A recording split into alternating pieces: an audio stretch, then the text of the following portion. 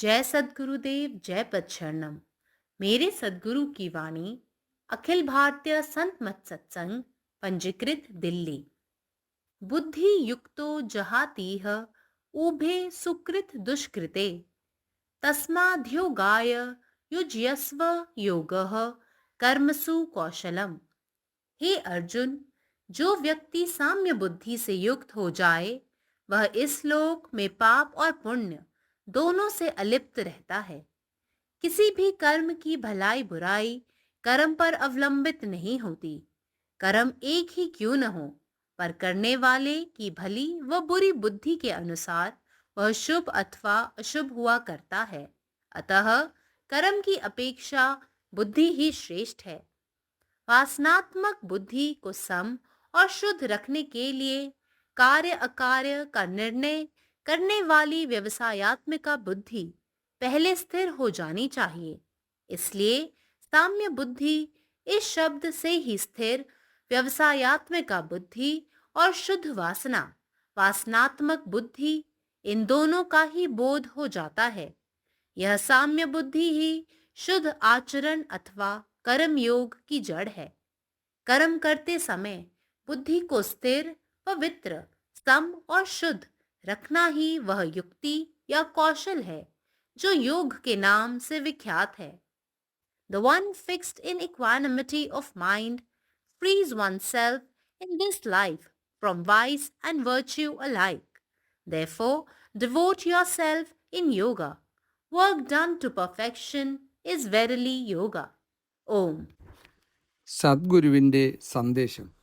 ഹേ അർജുൻ, സമചിത്തതയുള്ള വ്യക്തി ഈ ലോകത്ത് പാപവും പുണ്യവും ഇത് രണ്ടിൽ നിന്നും മുക്തനായി നിലകൊള്ളുന്നു. ഒരു പ്രവൃത്തിയുടെ ഗുണമോ ദോഷമോ ആ പ്രവൃത്തിയെ ആശ്രയിക്കുന്നില്ല. കർമ്മം ഒന്നു തന്നെയാണെങ്കിലും അത് ചെയ്യുന്ന വ്യക്തിയുടെ നല്ലതോ ചീത്തയോ ആയ ബുദ്ധിക്കനുസരിച്ച് അത് ശുഭകരമോ അശുഭകരമോ ആയിത്തീരുന്നു. അതിനാൽ കർമ്മത്തെ അപേക്ഷിച്ച് ബുദ്ധിയാണ് ശ്രേഷ്ഠം.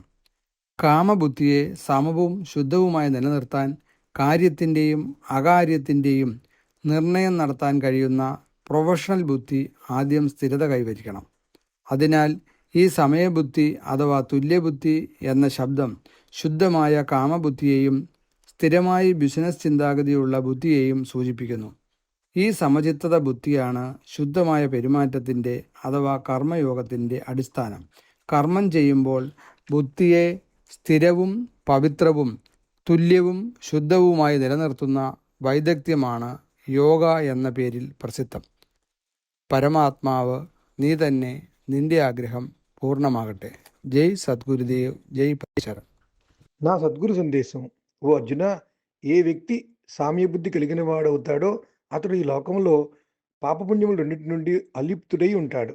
ఏ కర్మ యొక్క మంచి చెడులైనా కూడా ఆ కర్మ మీద ఆధారపడి ఉండవు. కర్మ ఒకటే అయినప్పటికీ ఆ కర్మ చేసే వ్యక్తి యొక్క మంచి చెడు బుద్ధ్యానుసారమే ఆ కర్మ శుభము లేదా అశుభము అవుతుంది. అందుచేత కర్మ కన్నా బుద్ధి శ్రేష్టమైనది. వాసనాత్మక బుద్ధిని సమము మరియు శుద్ధముగా ఉంచుకుంటకు కార్యకారణములను నిర్ణయించు ఆచరణాత్మక బుద్ధి స్థిరము కావలసినది. అందుచే సామ్య బుద్ధి అనే ఈ మాటచే స్థిర ఆచరణాత్మక బుద్ధి, శుద్ధ వాసనాత్మక బుద్ధి ఈ రెండింటి జ్ఞానము కలుగుతున్నది. ఈ సామ్య బుద్ధియే శుద్ధ ఆచరణ లేదా కర్మయోగములకు మూలము. కర్మను ఆచరించినప్పుడు బుద్ధిని స్థిరముగాను పవిత్రముగాను సమము మరియు శుద్ధముగాను ఉంచుటకు వలసిన యుక్తి లేదా కౌశలము ఏదైతే ఉన్నదో అదే యోగము అనే పేరుతో ఖ్యాతి నొంది ఉన్నది. పరమాత్మ నీవే ఉన్నావు, నీ ఇష్టమే నెరవేరాలి. జై సద్గురుదేవ్, జై ప్రసరణం. अखिल भारतीय संत मत सत्संग, पंजीकृत दिल्ली। मुख्यालय B20 CC colony, Rana Pratap Bagh के सामने, दिल्ली।